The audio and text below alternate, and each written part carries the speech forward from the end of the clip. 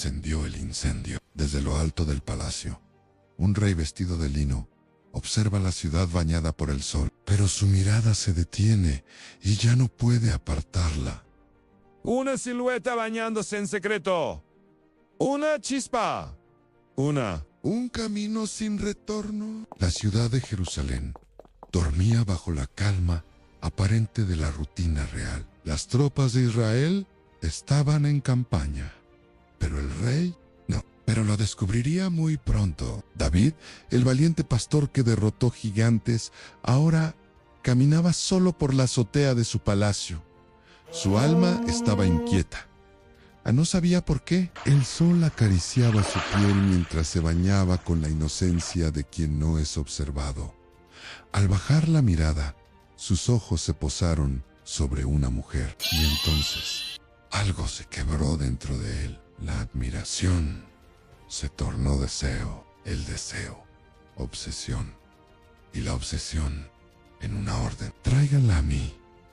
Su nombre era Betsabé. Y esa noche, el rey cruzó una línea invisible. Una línea que ni el más fuerte de los ejércitos podía deshacer. Días después, la noticia Llegó con el peso del juicio. Estoy embarazada. David sintió que el mundo temblaba bajo sus pies. El héroe de Israel, el hombre conforme al corazón de Dios, ahora se convertía en alguien que ni él mismo reconocía. Pero el pecado, como las olas, nunca viene solo. Le ofreció banquetes. Le dijo que descansara en casa. A David, el profeta y la espada. El tiempo pasó, pero algo no estaba bien en el alma. De David la música ya no lo consolaba. Las victorias no lo llenaban, y el rostro de Urías lo perseguía en cada reflejo, hasta que un día el profeta Natán entró al palacio. Con voz suave, pero mirada firme, le contó una historia. Había dos hombres en una ciudad. Uno rico, con muchas ovejas y ganado. Otro pobre, que solo tenía una pequeña corderita. La criaba con cariño. Comía de su pan, bebía de su copa, dormía en su regazo. Era como una hija para él. Pero cuando el hombre rico recibió una visita, no quiso tomar de su propio ganado. En su lugar, arrebató la corderita del hombre pobre y la sirvió como banquete. David se levantó con ira. «Ese hombre debe morir», gritó, «y pagará 4 veces lo que tomó». Entonces Natán lo miró a los ojos y le dijo con voz temblorosa, pero firme: «Tú eres ese hombre». El silencio se apoderó del palacio. David cayó de rodillas. La verdad lo golpeó como una espada invisible. Había robado lo que no era suyo. Había tomado una vida inocente y lo había hecho en secreto, puro anti-Dios. Nada está oculto.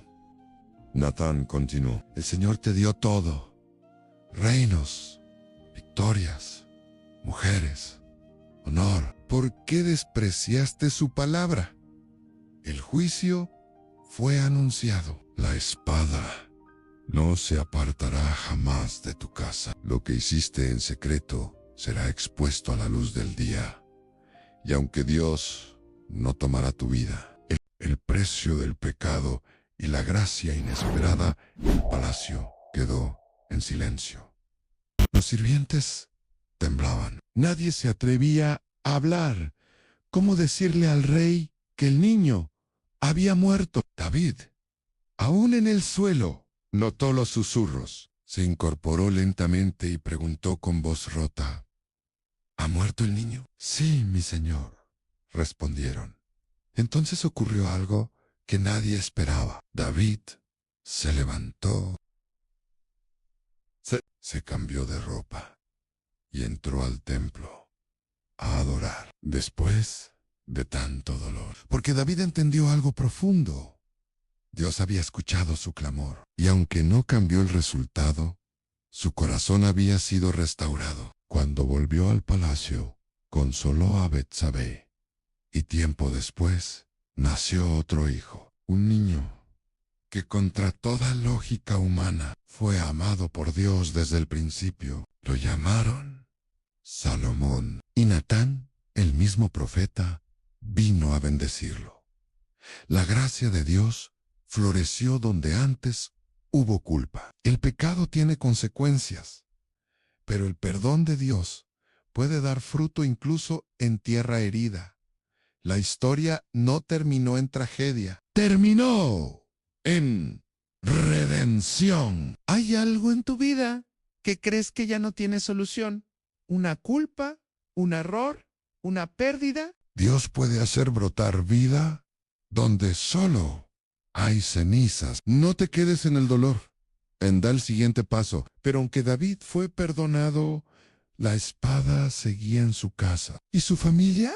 Comenzaría a reflejar las fracturas de su pasado.